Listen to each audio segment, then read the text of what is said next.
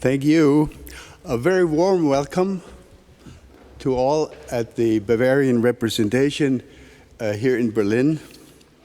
Let me start by thanking the government of the Free State of Bavaria for their generous hospitality. It's not the first time, but this is, of course, a particularly important moment at a particularly critical issue, namely the issue of transatlantic relations, of the future of NATO, and the role of Europe.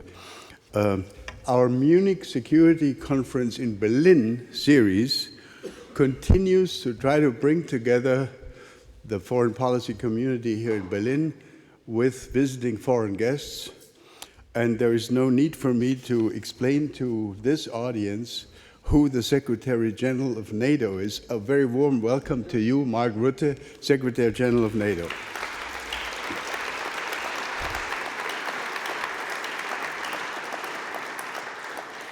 In exactly the same way, we are absolutely delighted that the German Foreign Minister has agreed to join us in this event and participate in the discussion. Welcome, Foreign Minister Johann Wadephul.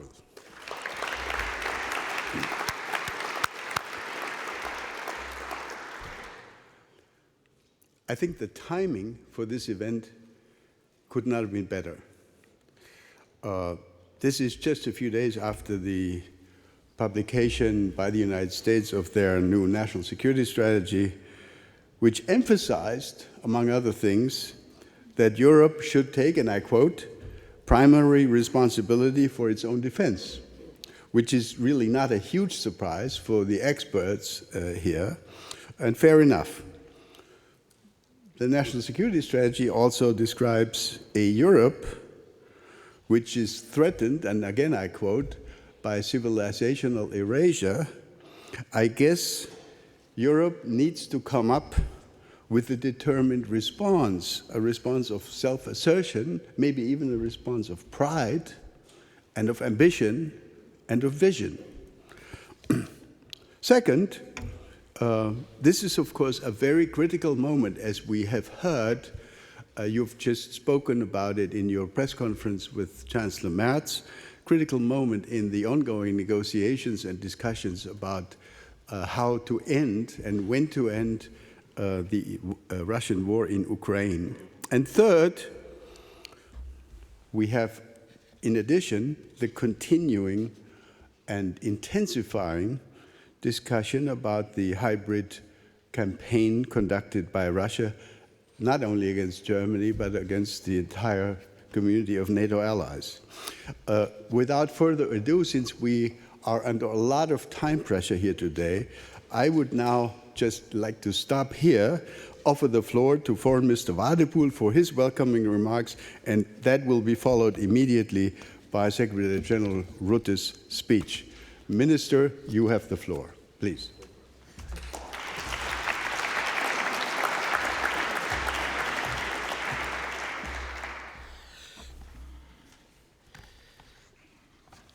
So, good morning or good afternoon, everybody. Thank you for having me, for having us, dear Mark, Ambassador, dear colleague Roderich, ladies and gentlemen, colleagues. It's always great as a Northerner to be in Bavaria, but it's my face as a foreign minister to be abroad. And in a way, it's same feeling here.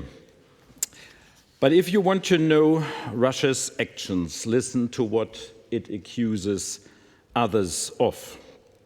A couple of years ago, we all got used to a constant Russia lament about supposed Western plots on influence Russian society.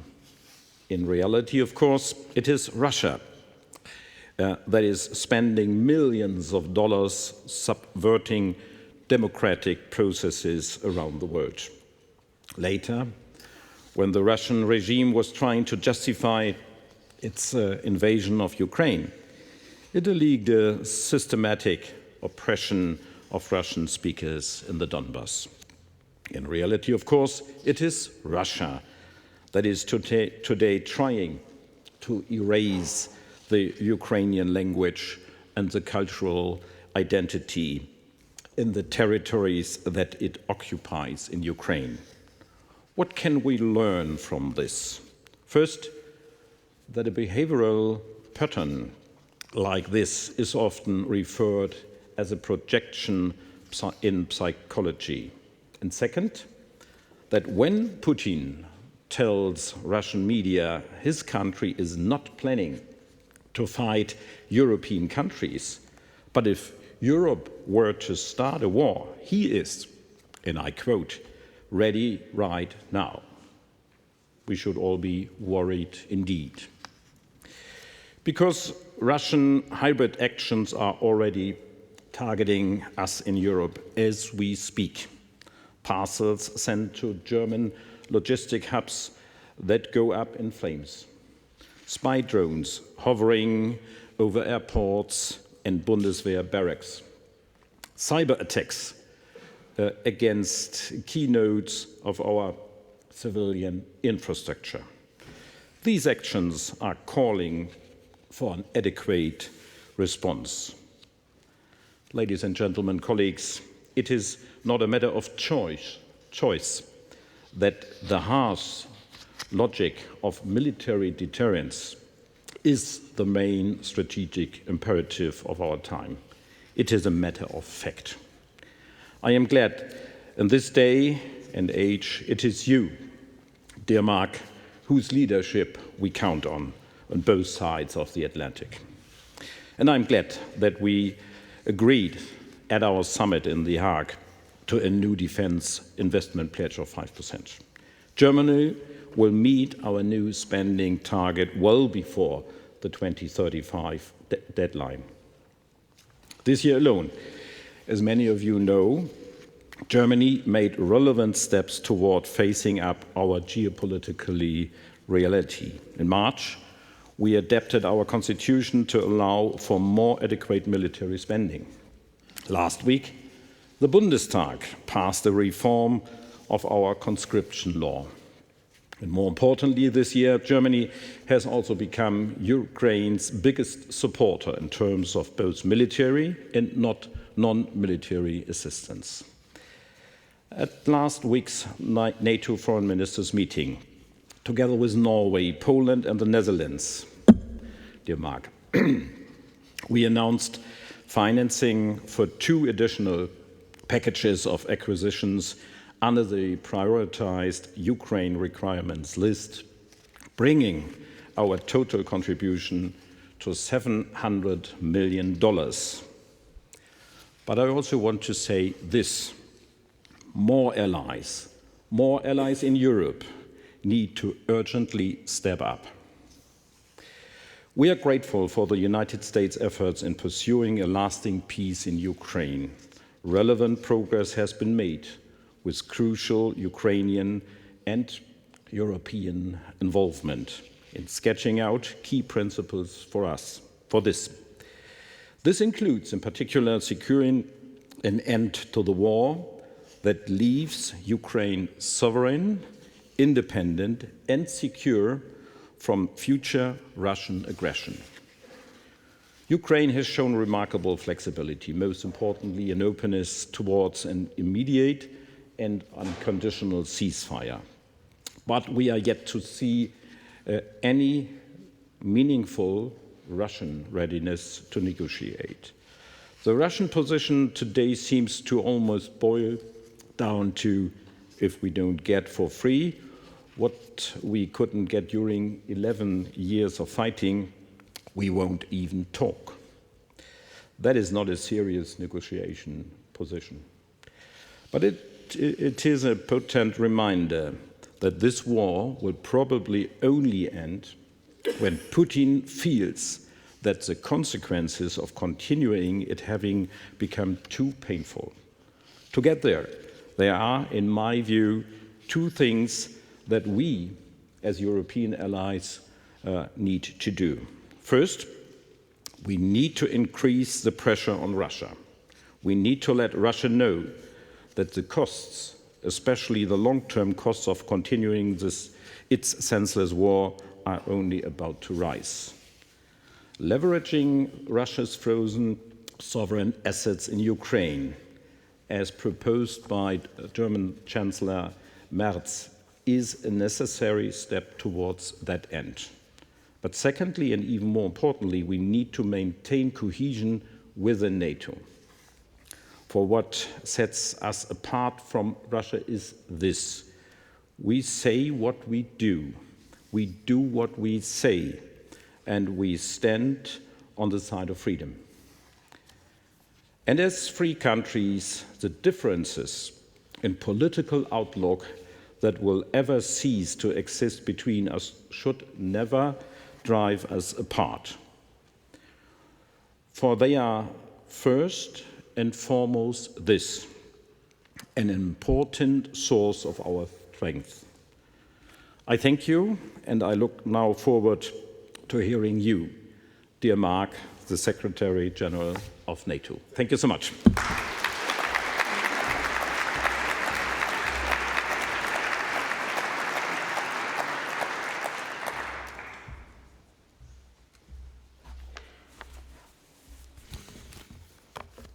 Well, dear Johann, dear Detlef, dear Wolfgang, good afternoon, and of course, good afternoon to all of you, and thank you for the warm welcome.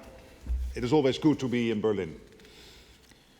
Just over 36 years ago, on a now famous night in November, NATO Secretary General Manfred Wörner jumped in his car and drove through the night to Berlin. In the rush, he forgot to tell his staff in Brussels where he was going. Manfred was heading home to Germany to join the crowds celebrating the fall of the Berlin Wall. Today, a section of the wall stands at NATO headquarters. It was a barrier to keep people in and ideas out. And now it is a monument to the force of freedom, a reminder of the power of unity, and a lesson that we must stay strong, confident, and steadfast. Because the dark forces of oppression are on the march again. I'm here today to tell you where NATO stands and what we must do to stop a war before it starts. And to do that, we need to be crystal clear about the threat. We are Russia's next target. And we are already in harm's way. When I became NATO Secretary General last year, I warned that what is happening in Ukraine could happen to allied countries too. That we had to shift to a wartime mindset. This year we took the big decisions to make NATO stronger. At the summit in The Hague, allies agreed to invest 5% of GDP annually in defense by 2035. We agreed to increase defense production across the alliance. And we agreed to continue our support to Ukraine. But this is not the time for self-congratulation. I fear that too many are quietly complacent. Too many don't feel the urgency. And too many believe that time is on our side. It is not. The time for action is now. Allied defense spending and production must rise rapidly. Our armed forces must have what they need to keep us safe. And Ukraine must have what it needs to defend itself. Now. Our governments, parliaments, and our citizens have to be in this together, so that we can continue to protect peace, freedom, and prosperity, our open societies, our free elections, and a free press. We must all accept that we must act to defend our way of life now. Because this year, Russia has become even more brazen, reckless, and ruthless towards NATO and towards Ukraine. During the Cold War, President Reagan warned about the aggressive impulses of an evil empire. Today, President Putin is in the empire-building business again.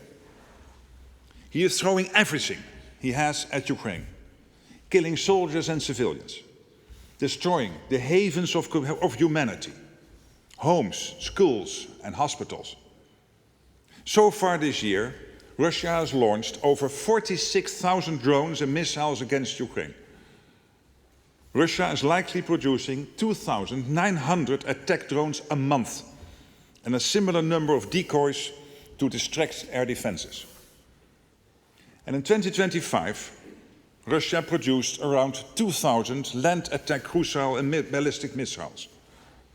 It is close to peak production. And while Putin is trying to destroy Ukraine, he is also devastating his own country. There have been over 1.1 million Russian casualties since he began his war in 2022. And this year, Russia has lost, on average, 1,200 troops a day. Think about that.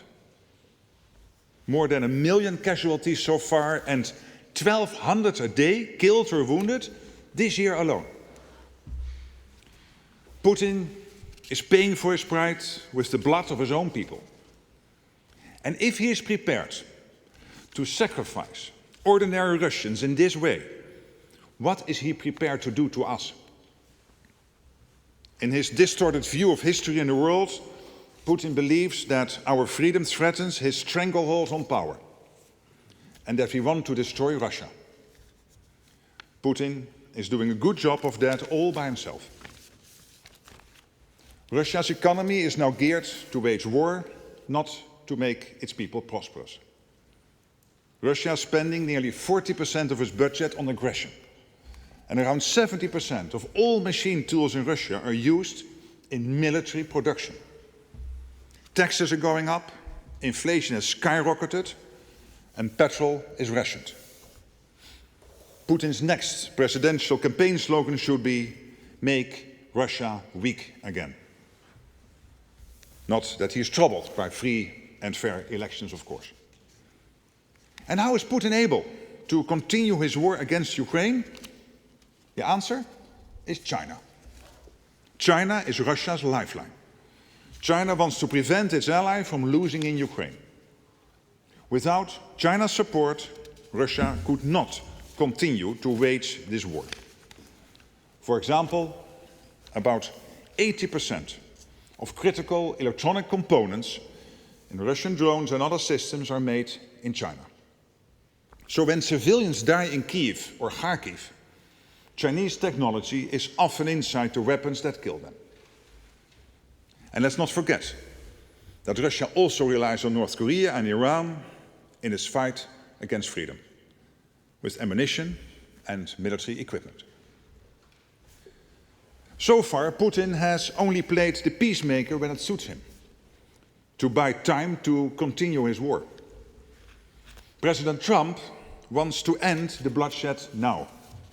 And he is the only one who can get Putin to the negotiating table. So let's put Putin to the test. Let's see if he really wants peace, or if he prefers the slaughter to continue. It is essential that all of us keep up the pressure on Russia and support the genuine efforts to bring this war to an end. NATO support means Ukraine can defend itself today, be in a strong position to secure a just and lasting peace, and be able to deter any Russian aggression in the future. Billions of dollars worth of critical military hardware is flowing into Ukraine, sourced from the United States, paid for by allies and partners. This is firepower only America can provide. We are doing this through a NATO initiative, indeed we call Pearl. Since it was launched this summer, Pearl has supplied around 75% of all missiles for Ukraine's Patriot batteries, and 90% of the ammunition used in its other air defense systems. And I want to thank Germany and all our allies for their support. Pearl is keeping Ukraine in the fight and protecting its population. And I count indeed on more allies to contribute to Pearl and to step up support to Ukraine in many other ways. Because we must strengthen Ukraine so they can stop Putin in his tracks. Just imagine if Putin got his way. Ukraine under the boot of Russian occupation. His forces pressing against a longer border with NATO.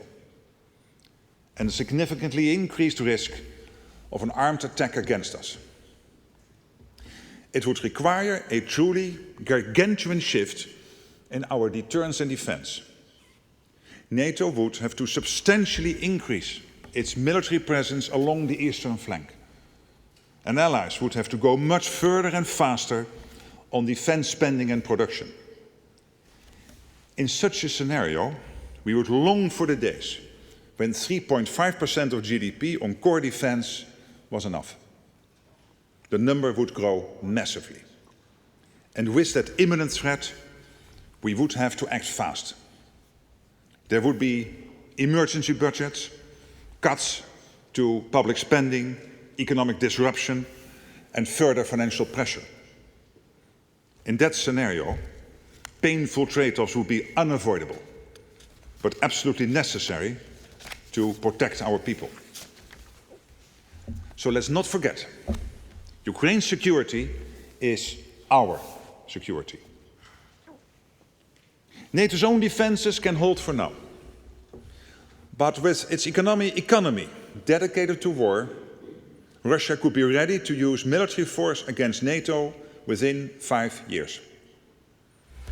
Russia is already escalating its covert campaign against our societies.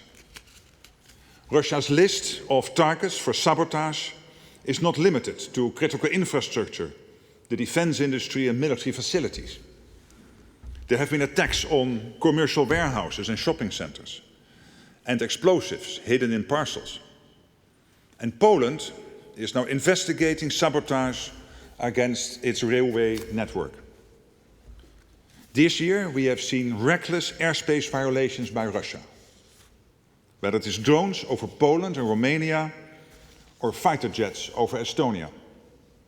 Such incidents put lives in danger and raise the risk of escalation. And while we often think of the risk primarily in terms of our eastern flank, Russia's reach is not limited to land. The Arctic and the Atlantic are additional avenues. A reminder yet again of why this alliance has been so crucial for so many years on both sides of the Atlantic. So we are working together to ensure the safety and security of all allies, on land, at sea, and in the air. We have increased our vigilance and strengthened our deterrence and defense along the eastern flank with Eastern Sentry. And we continue to protect our critical infrastructure at sea with Baltic Sentry. NATO's response to Russia's provocations has been calm, decisive, and proportionate. But we need to be prepared for further escalation and confrontation. Our enduring commitment to NATO's Article 5, that an attack on one is an attack on all, sends a powerful message. Any aggressor must know that we can and will hit back hard. And that is why we made the crucial decisions in The Hague on defense spending, on production, and support for Ukraine. And yes, we are seeing important progress. Look at ammunition production. We have seen a 6-fold increase in European production of 155mm artillery shells compared with 2 years ago. I visited a new factory in Germany, in Unterlüß, this year, which plans to produce 350,000 artillery shells a year. Germany is fundamentally shifting its approach to defense and industry to increase defense production. And the investments Germany is making in its armed forces are extraordinary. Around 152 billion planned for defense by 2029, 3.5% of its GDP by 2029. Germany is a leading power in Europe and a driving force in NATO. German leadership is essential for our collective defense. Its commitment to doing its fair share for our security is an example to all allies. We need to be ready, because at the end of this first quarter of the 21st century, conflicts are no longer fought at arm's length. Conflict is at our door. Russia has brought war back to Europe, and we must be prepared for the scale of war our grandparents and great-grandparents endured. Imagine it, a conflict reaching every home, every workplace. Destruction, mass mobilization, millions displaced, widespread suffering and extreme losses. It is a terrible thought. But if we deliver on our commitments, this is a tragedy we can prevent. NATO is here to protect 1 billion people on both sides of the Atlantic. Our mission is to protect you, your families, your friends, and your future. We cannot let down our guard, and we won't. I count on our governments to keep up with their commitments and go further and faster, because we cannot falter or fail.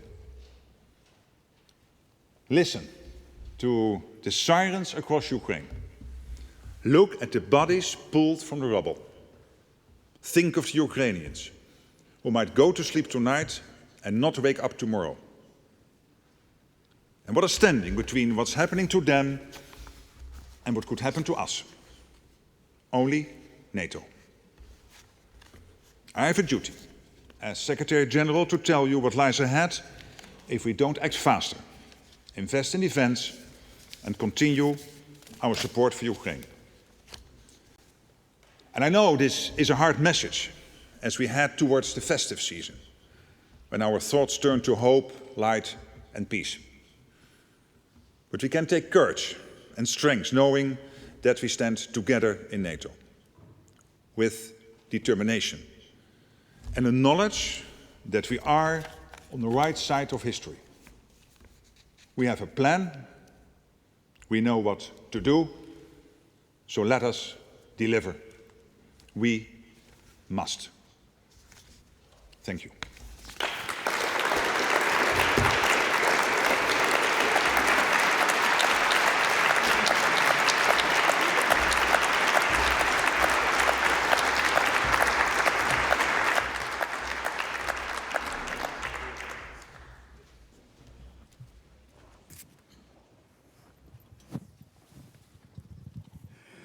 Thank you. Thank you so much, Secretary General. Great speech, if I may say. We don't have a lot of time. We have approximately, because Secretary General has an important follow-on meeting, we have approximately 20 minutes.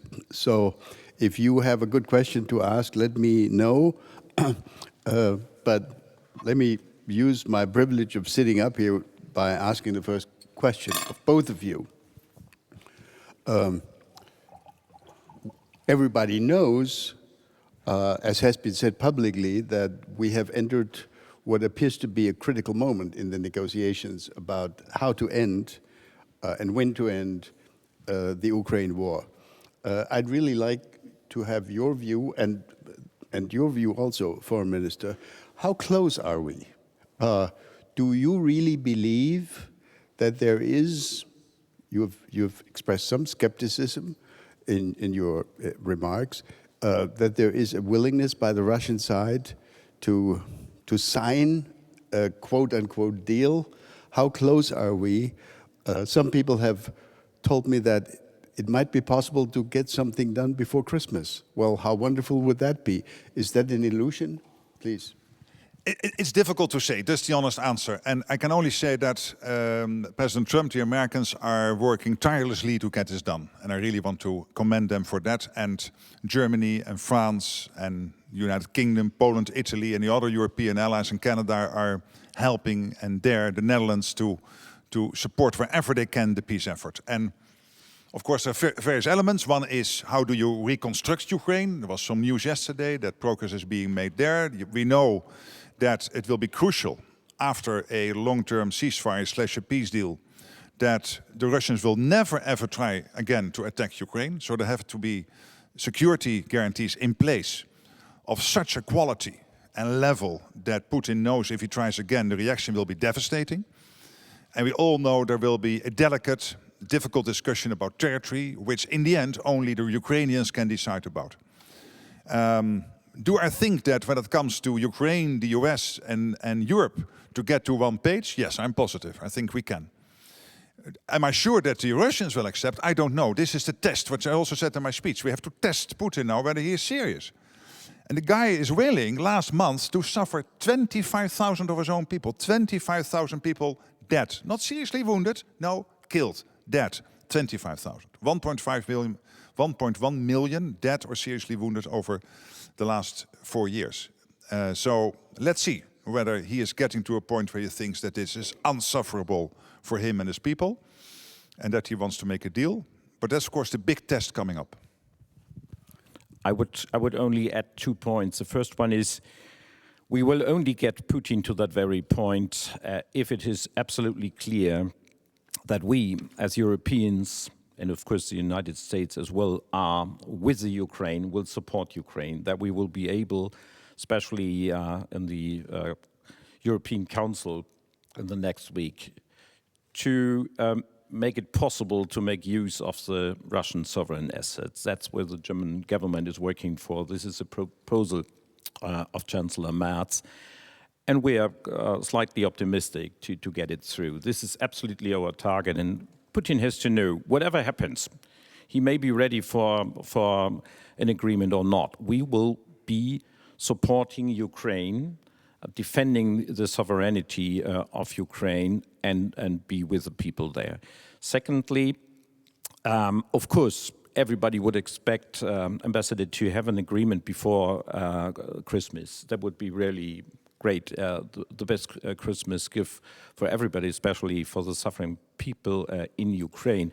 But it has to be a sustainable solution.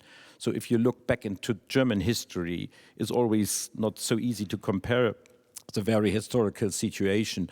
But we know from the situation after the Second World War how it was ended, with, of course, the military saying, okay, the weak politicians agreed to a peace treaty, which was not necessary at that very point, and that was always a burden for the Weimar Republic here in Germany.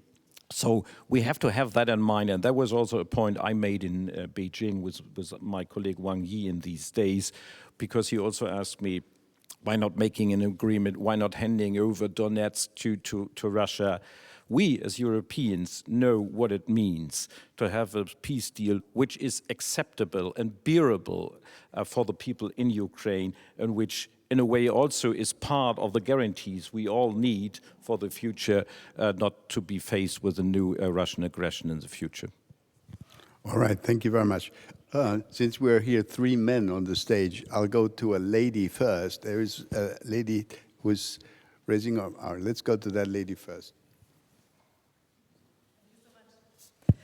Anja Wielaschek, international editor at Tagesspiegel, Secretary General, both you and Minister Wadephul have stressed the value of unity, that cohesion, both within the EU and NATO, is our strength. However, we've seen the 28-point plan that tried to formulate commitments to third parties and NATO about NATO's future. We've seen communication coming out of Washington saying that NATO's capabilities in Europe should be served within a very steep timeline. How do you convince someone who does not see value in unity and cooperation of just that aim? And maybe as a plan B, do you see a future for NATO where the US is explicitly or implicitly withdrawn, a European or other coalition of the willing within NATO? To your second question, no. I don't see that. I think it is crucial that we keep the transatlantic bond as strong as it is today, and it is very strong. When you look at the national security strategy the US brought out, I know there was a lot of talk, of course, in European capitals, but look at what is actually saying. Complete commitment to European security, complete commitment to NATO, and a complete commitment to the fact that we can only defend the Euro-Atlantic area if we stick together. And yes, there's a lot you can discuss about, but this is at the core there. When you take President Trump, when he was in his first term and now in his second term, he has been extremely clear that he is totally committed to NATO, having one big irritant, the fact that Germany, the Netherlands, and many other countries were not even getting to the old 2%, let alone spending what he is spending, 3.5%. And now in The Hague, we have dealt with this. We decided to move to the 3.5%, equalize with the US. I think it is his biggest foreign policy success when it comes to the Euro-Atlantic area. And not only because we want to equalize with the US, but because we need to spend this money to keep ourselves safe from the Russians. And also taking a careful look at the Chinese military build-up taking place today. And Europe is now stepping up. Germany is leading that whole phase of stepping up with the defense spending here. Germany's presence in Baltic Century, Eastern Century, the coalition of the willing, where Germany and the UK and France and others are working together to agree on what is necessary to keep Ukraine safe post a peace deal, and of course Pearl. So the money needed to buy from America to give the essential weapons to Ukraine. Again, Germany taking the lead. So Europe is stepping up. Germany taking the lead there, but many others also absolutely stepping up, including the Netherlands, the Scandinavians, the Baltics, and of course Poland, and many others. So we are in a much better place. So I'm absolutely convinced this alliance is there to stay, and it is crucial. Also in the US interest, because you cannot defend the US without a Arctic which is defended. And for the Arctic you need NATO. You cannot defend the US without a safe Atlantic. And you need NATO to keep the Atlantic safe. Look at the nuclear submarines the Russians have who might want to sail towards the US coasts. And you cannot keep the US safe without a safe Europe. And the Americans know this. All the senior policy makers from the White House down to the State Department, the Pentagon, they all know this. And they all agree with this. Great. If you ask a question, please identify yourself and please make sure we know whether you address the question to both speakers or only to one of them. Let's go to Matthias Ghebreyesus first, and then we'll go to this side of the aisle. Hi, it's Matthias Ghebreyesus, German magazine Der Spiegel. Mr. Rutte, I have one question. You very much underlined the ongoing and permanent threat Russia poses to Europe, but you also mentioned right now that Russia is also a threat to the US.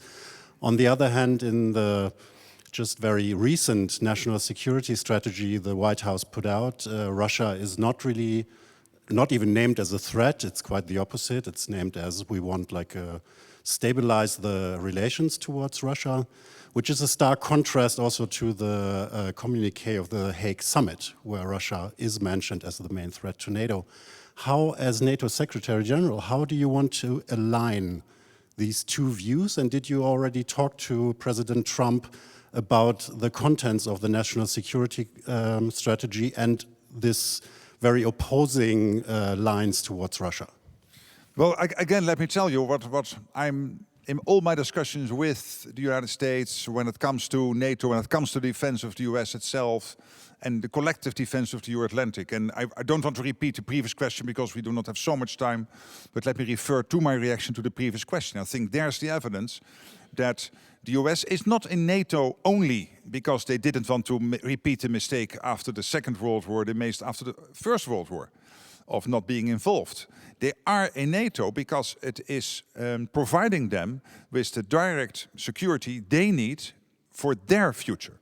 And it has to do, of course, with Europe. and that's clear in the NSS, in this national security strategy, that they're completely committed to the European security, NATO security, and working together. But it also has to do, as I said, with the Arctic and the Atlantic. These are three key elements of NATO which are there not only to keep Europe safe, but to keep the whole of the Euro-Atlantic safe. And when it comes to the Indo-Pacific, they also, of course, have to spend time there. That's clear. And NATO is not directly involved. We have a close cooperation with many countries there in this Indo-Pacific for cooperation. But it was the American president explicitly asking me when I first visited him in the White House in March this year, after he got back into office, after his inauguration, to make sure that we kept that relationship as the IP4 close, because he and all the senior policymakers know that these two theaters, the Indo-Pacific and the Euro-Atlantic, are closely connected. May I add, I would ask all of us not to put things in doubt which nobody puts in doubt in Washington, but only which is put in doubt perhaps and which is challenged in Moscow and in Beijing. And this is the strength and the cohesion of our alliance. And as the 28-point plan was mentioned, it is no longer existing. We had some influence on it. When it was made public, we were able to talk to the Americans. I was able to talk to Steve Witkoff and to discuss the points. We were able to discuss it with Marco Rubio. And we have a new plan, which is a 20-point plan, and which has really changed. So do we have to be engaged with the United States more than before? Yes. Is it possible to find a common ground? Yes. And that was the very success of the Hague summit in this springtime. So when we went forward, when we were clear that we are engaged, that we not only spend 2%, but we are ready to spend 5% or more, United States were there. And of course, there was a common ground, and we found that common declaration. And you see no doubts, also in this specific new paper from Washington, which really put in doubt the nuclear umbrella and the willingness to defend Europe together with the European allies. And please do us not allow to raise questions which were really in the end of the day not raised in Washington. All right, we'll go to this side of there. Where were the questions here? The gentleman over there.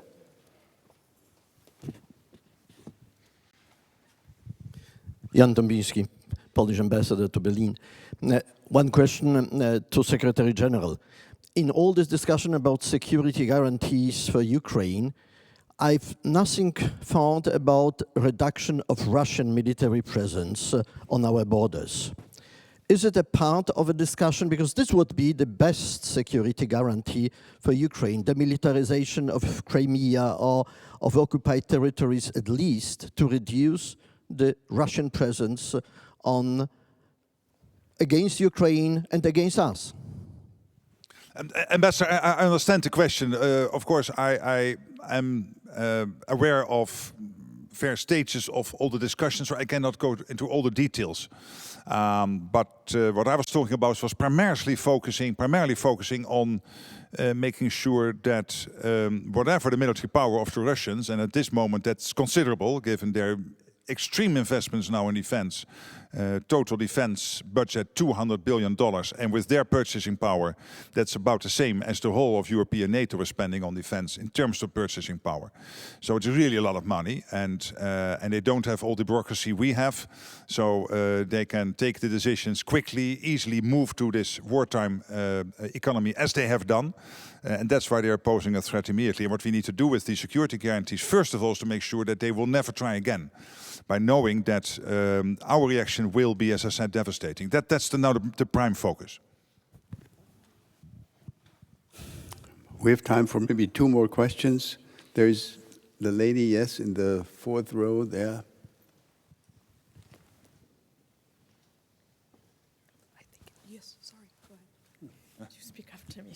Sorry, my name is Anne Hoed-Herkes. I'm the chair of the Königswinter organization.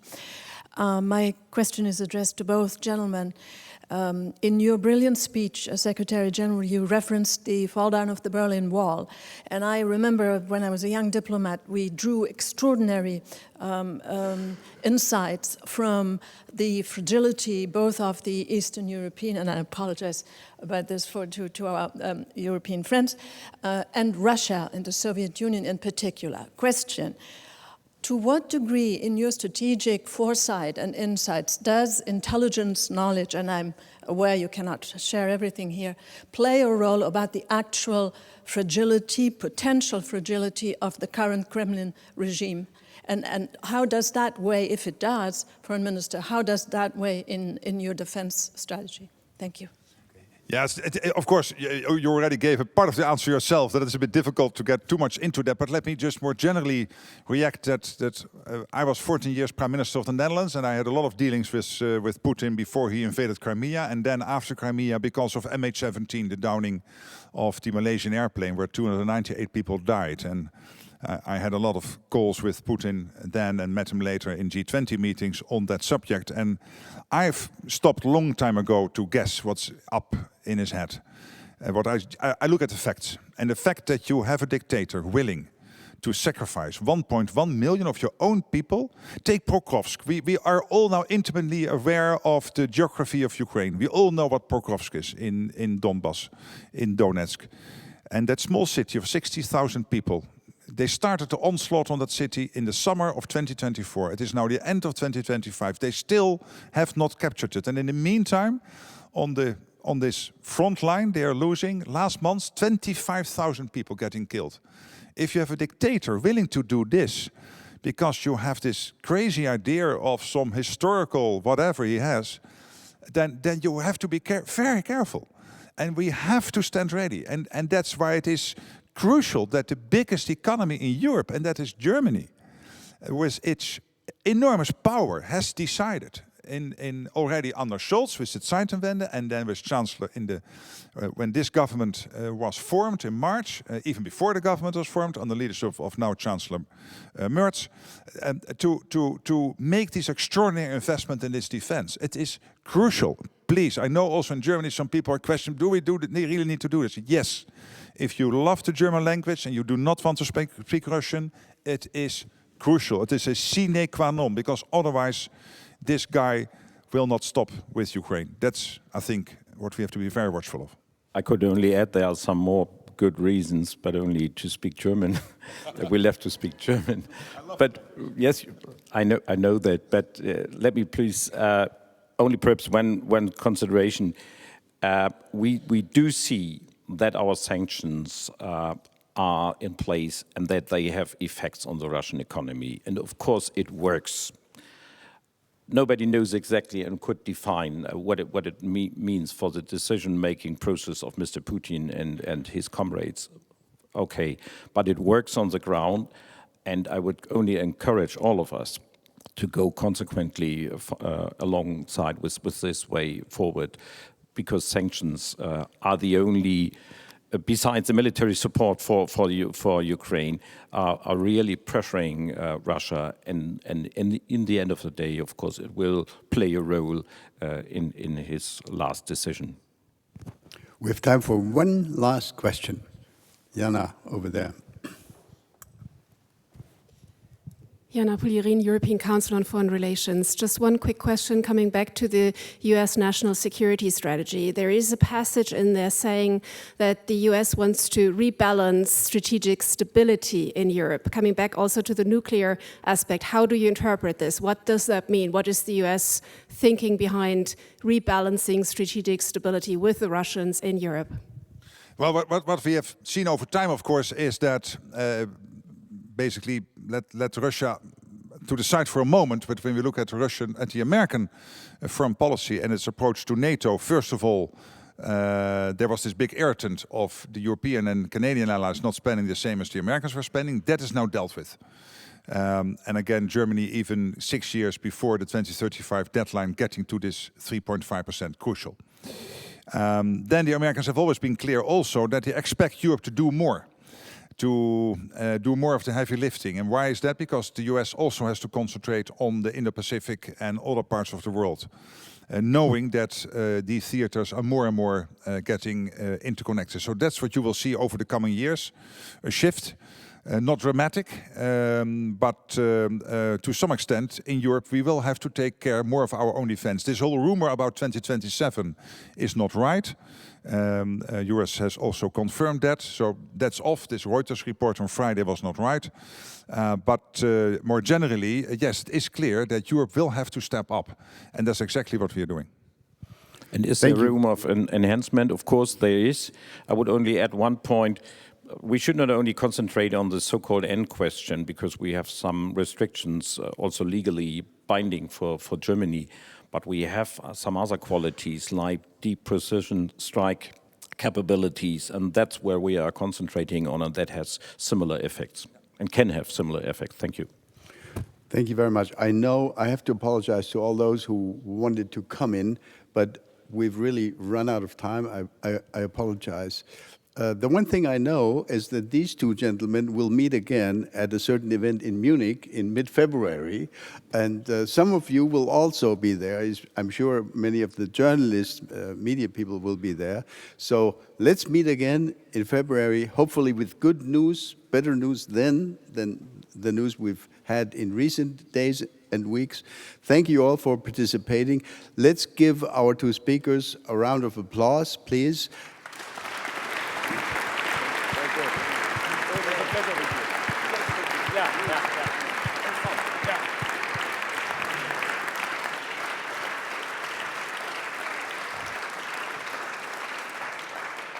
And I think our Bavarian hosts are kind enough to invite us to a glass or something to eat downstairs. Thank you very much.